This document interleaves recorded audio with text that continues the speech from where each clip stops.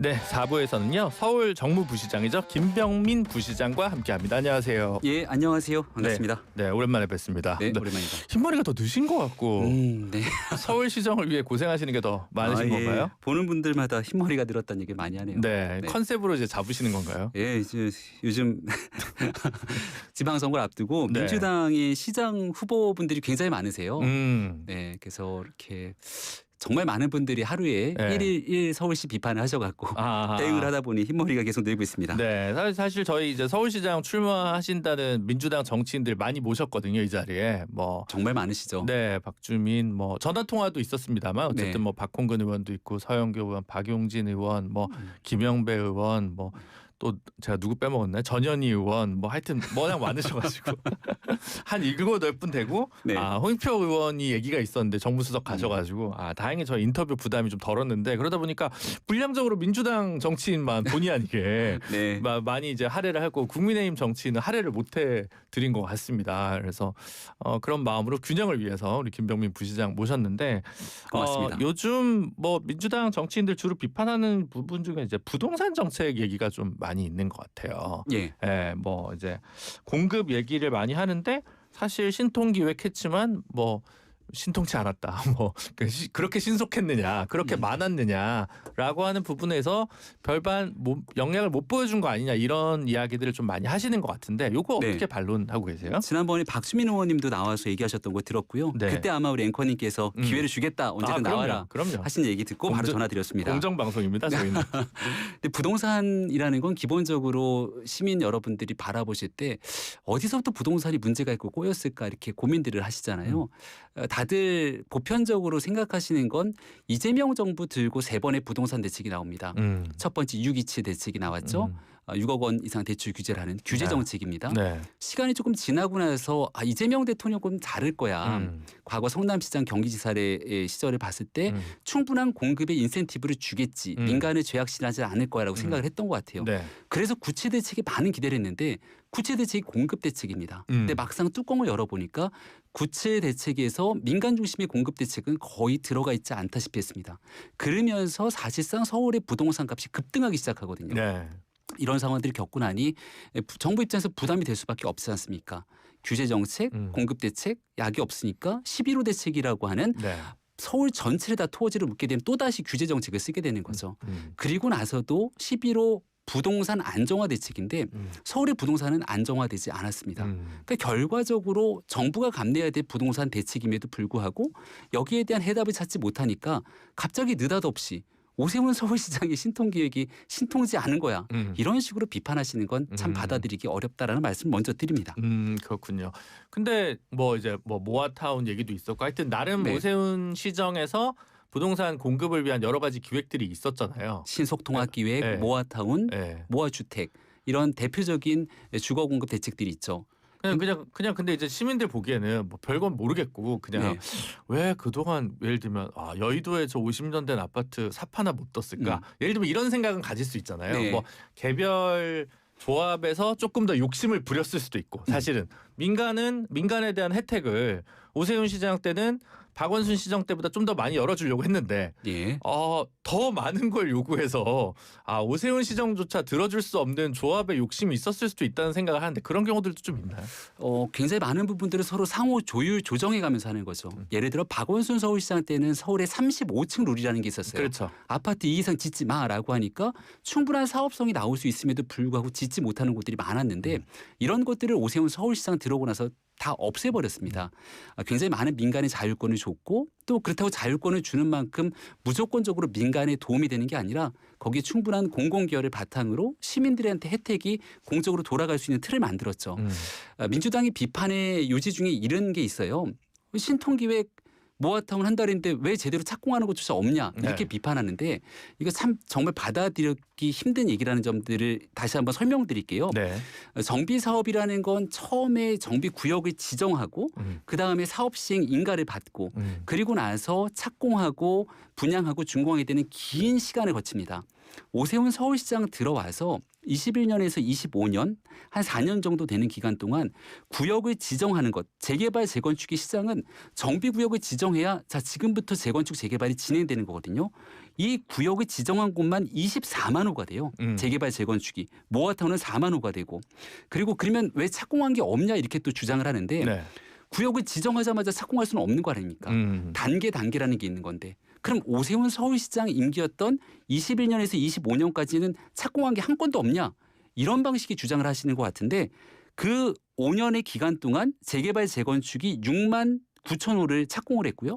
모아주택은 2천 호 그리고 준공 이제 모든 것들이 착공이 돼서 실제 건축물이 완공이 된 거는 재개발 재건축이 10만 호가 준공이 됩니다. 근데 그거는 준공된 거는 또 네. 그 전에 박원순 시정 때 이제 착공한 것들도 좀 꽤 많이 포함돼요. 준공이라는 건 그 이전부터 왔던 것이고 네. 착공이라는 것은 그 이전에 있었던 단계들을 밟다가 네. 잘 준비가 안 됐던 것들을 정비한 것들도 있고 차고차고 쌓여왔던 것도 있죠. 다만 오세훈 서울시장이 구역을 지정했는데 또 구역 지정한 게 왜 착공이 안 돼? 이렇게 얘기하는 건 김준우의 뉴스 정면 수프 시작하기도 전에 한참 막 준비하는 기획 단계가 있는데 왜 청취율이 제대로 안 나와? 이렇게 항변하는 것과 다를 바가 없어서 저는 제 부족함을 이제 자인합니다. 내용을 좀 분명하게 시민들께 알릴 필요가 있다는 네. 생각이 듭니다. 알겠습니다. 근데 이제 아무래도 이제 조금 더 이렇게 견조하게 얘기하면 예전에도 뉴타운 지구를 엄청 예전에 시장하실 때도 많이 지정을 했는데 네. 근데 나중에 이제 사업성이 없어서 해제된 경우가 많다 보니까 지정보다는 조금 더 가시화된 성과 이런 거를 보시는 분들이 많지 않을까라는 생각이 드는데요. 네. 그러면 최근에 어쨌든 그 이제 어쨌든 서울시장 경선을 이제 준비하고 있지 않습니까? 그 당 내에서 예. 아무래도 그러니까 이번에 이제 뭐랄고 해야 돼? 최초의 5선이라고 해야 될까요? 5선에 도전 3연임에 3년이면 네, 도전하는 건 확실한 거고 네. 실제로 뭐 저희가 봤을 때는 나경원 의원이랑 양자 대결 아니냐 당내에서는 이렇게 보는데 당내 경선 룰은 아직도 확정이 안 된 건가요? 어떻게 봐요?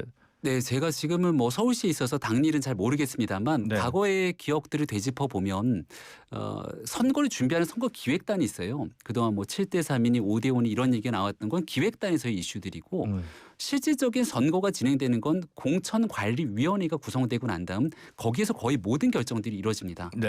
아직 공관위원장이 누군지도 공천관리위원회가 어떻게 구성됐는지도 아직 안 나온 거로 알고 있거든요. 네. 그게 이제 본격적으로 자 공관위가 구성됐어 그러면 이제 선거를 시작하는구나. 거기에서 아마 룰이 됐던 다양한 방식의 내용들이 정리가 될 것으로 생각합니다. 옆에서 보시기에는 이번에 오세훈 시장이 당내 경선이든 뭐 본선이든 간에 네. 핵심적으로 이제 시민들한테 소구했으면 하는 정책이나 공약은 어떤 거 중심으로 나올 것 같은 건가요? 그냥 힌트만 좀 주시죠. 네. 네, 제가 공무원 신분이다 보니까 그렇죠. 선거에 관한 이런 얘기들 하기가 조금 네, 어렵네요. 다만 알겠습니다. 서울시정에 대한 내용으로 얘기를 한다면 네. 선거가 아니라 서울시가 이제 올해에도 신년 업무 보고를 받고 저희도 하루하루 서울 시민들을 위한 시정들을 끌고 가고 있지 않습니까? 네. 아마 다시 강북 전성시대라는 얘기들을 좀 들어보셨을 것 같아요.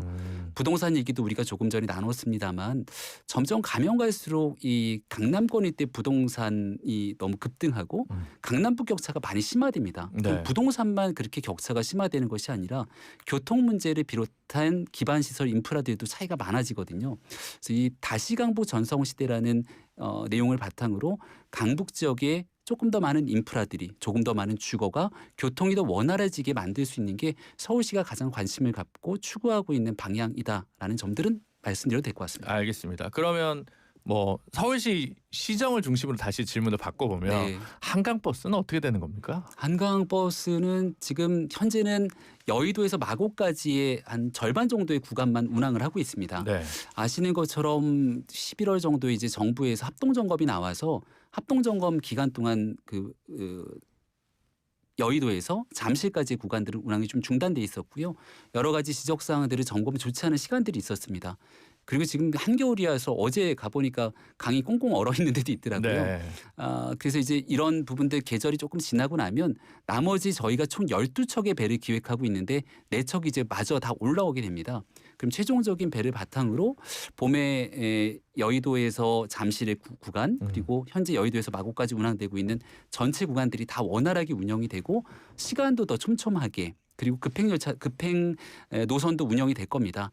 그래서 봄 한 3월, 4월, 5월 이 사실상 6월에는 지방선거가 있기 때문에 3월, 4월, 5월 동안 한강버스를 타시는 시민 여러분들이 실질적으로 한강버스를 탑승해보고 이게 정말 서울 시민들의 효능감들을 주는 정책인지 여부들을 판단하시지 않을까 좀 생각합니다. 그때 진짜 고장이라도 좀 다시 나면 네. 정말 큰일 나겠네요. 오세훈 시장 입장에서는. 긴장을 바짝 하고 네. 한강버스 잘 운항될 수 있도록 지금 철저하게 준비하고 있습니다. 알겠습니다. 네. 감사의 정원인가 그것도 4월인가 오픈하지 않아요? 세종로에 있는. 준공이 5월 정도로 아마 알고 있는데요. 네. 네. 준공 다 만들어지는 게 네. 예, 광화문 광장 바로 옆쪽 세종문화회관 옆에 있는 세종로 공원 쪽에 만들어지게 되는 것이고 네. 여기도 마찬가지로 처음 들으시는 분들도 있을 것 같아서 짧게 설명을 드리면 우리 그 6.25 전쟁 때 대한민국을 위해서 함께 참전해줬던 22개 국가들이 있거든요. 유엔 참전국가. 네. 그 참전국들을 기리는 그 기념비를 하나씩 만들어 놓는 거죠. 그 기념의 기둥들을 만들고 거기에 그 나름의 조명과 그 안에 스토리들을 엮는 하나의 공간들을 만들어 놓는 겁니다. 조감도를 보여드리면 꽤 멋지게 만들었는데라는 생각이 들 텐데 아마 감사의 정원을 치시면은 이미지들이 확인이 될 겁니다.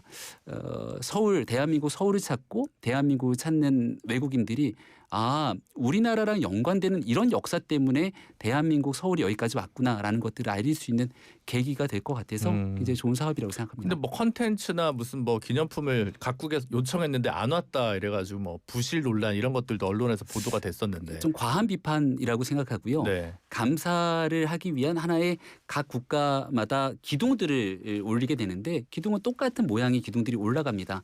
거기에 좀 의미를 더하기 위해서 각 국가의 석재, 돌이 있으면 그 돌을 조그맣게 보내주면 거기에 대한 내용들을 상징물을 담겠다라고 얘기했던 것이고 보내온 국가들도 있고 또 조율이 아직 안 되고 있는 국가들도 있습니다. 알겠습니다.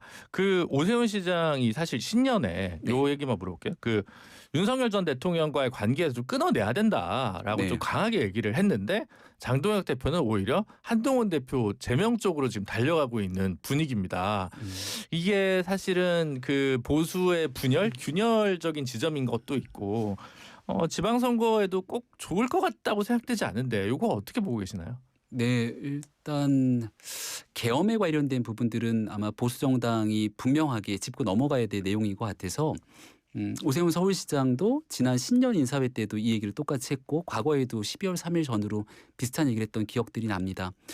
아마 국민의힘에 있는 많은 정치인들도 잘못된 계엄이다라고 하는 점에는 이견들이 별로 없는 것 같아요. 근데 국민들이 이렇게 보시기에 잘못된 계엄이다. 계엄과 분명히 선을 긋는다라고 생각되는 정당의 모습들을 가져가고 있는지 이건 바라보는 국민들마다 판단이 좀 다르지 않겠습니까? 네. 근데 적어도 지금 운영되고 있는 현재 상황에서 국민들께 그렇게 신뢰받을 수 있을 정도로 과연 당이 가고 있는지에 대한 걱정과 우려를 아마 얘기하신 거라고 생각하고 또 거기에 대해서는 아마 한 장동혁 대표도 과거 이제 사과를 한번 하면서 네. 계엄에 대한 부분들을 한번 짚고 넘어간 것 같은데 네. 국민 눈높이에 맞는 정당으로 가기 위한 길이 무엇인지는 충분히 숙고하고 있지 않을까 생각합니다. 그러면 윤석열 전 대통령에 관한 입장 표명은 그 정도로는 아직 부족하지만 뭐 어쨌든 조금씩 보이고 있다는 생각을 한다라는 느낌이고 한동훈 대표나 오늘도 이제 김종혁 전 최고한테 탈당 원고를 했다고 기사가 났거든요. 네, 그래서 친한계 숙청.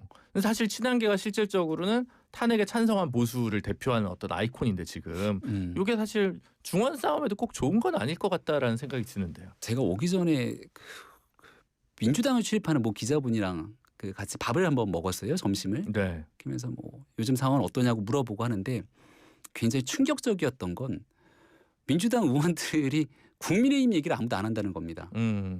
그러니까 국민의힘은 그냥 이렇게 좀 논외로 보고 민주당 내 상황들이 지금 복잡하잖아요. 뭐 친명, 뭐 신청 이런 거. 과거에 새누리당 시절이었던 거로 기억하는데 민주당이 굉장히 좀 어렵고 힘들었던 시기가 있었습니다. 그렇죠.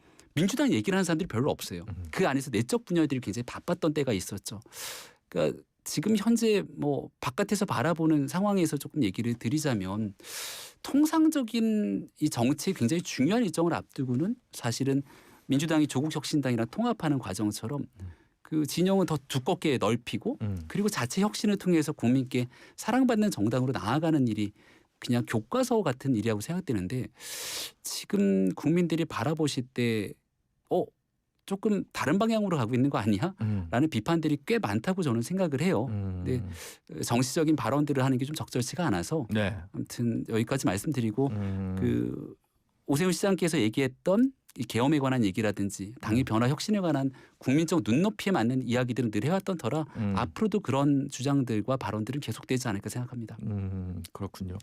지난주에 한동훈 대표가 사과 영상 올렸을 때 오세훈 시장이 용기 내서 다행이다. 당 화합 계기 될 것이라고 이제 바람을 이제 메시지를 냈는데 당 화합이 되고 있는 것 같진 않아서 조금 더 적극적으로 입장을 내야 되는 거 아니냐. 오세훈 시장이 적어도 당에서 이제 꽤 이제 사실은 뭐 1등석에 있는 반열이라고 네. 할 수 있잖아요. 그거에 비해서는 조금 너무 뭐 메시지를 좀 조절한다라는 생각을 하시는 분들도 있을 것 같습니다만.